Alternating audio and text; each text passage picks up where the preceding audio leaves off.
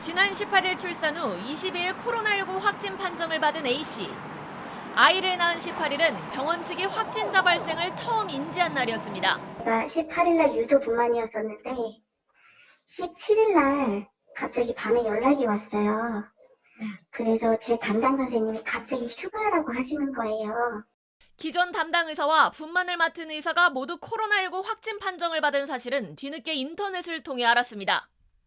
병원에서 전화를 실은 했더니 신생아를 분만을 할 때 이 의료진들이 다 묵인 상태에서 진행을 하기 때문에 감염이 될 리가 없다. 그러니까 굳이 받을 필요가 없다.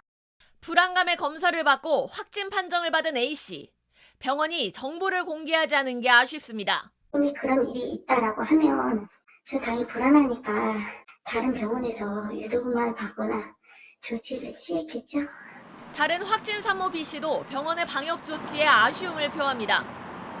B씨가 입원했던 사인실에서 4명 이상의 확진자가 나왔기 때문입니다. 1인실이 부족하다 보니까 이제 출산을 하더라도 1인실이 없으면 다인실에서 하루 있다가 이제 1인실로 이제 옮겨가는 그런 시스템으로 지금 되어. 호흡기 증상 있는 환자와 같이 병실을 쓰거나 보호자들이 자유롭게 드나들어 여러 차례 문제를 제기했지만 조치가 취해지지 않았다고 말합니다. 여기는 지금 코로나 검사를 하지를 않아요. 근데 보호자 출입을 계속 시키는 거예요. 조산위험으로 같은 병실에 입원했던 한 환자는 코로나19 확진으로 조산 방지 약물을 중단했고 결국 임신 33주에 아이를 낳았습니다. 코로나19에 감염되지 않았어도 최근 출산을 했거나 출산 예정일을 앞둔 부모들은 애가 탑니다. 해당 병원을 다니던 환자를 받지 않으려는 병원도 있어 수술 부위에 실밥을 뽑을 곳조차 마땅치 않은 겁니다. 접종률이 70%를 넘어가며 중증자 중심으로 방역 체계를 개편하는 위드 코로나가 본격적으로 논의되고 있지만 코로나 상황에 취약한 임산부나 신생아에 대한 대책은 없다는 지적입니다.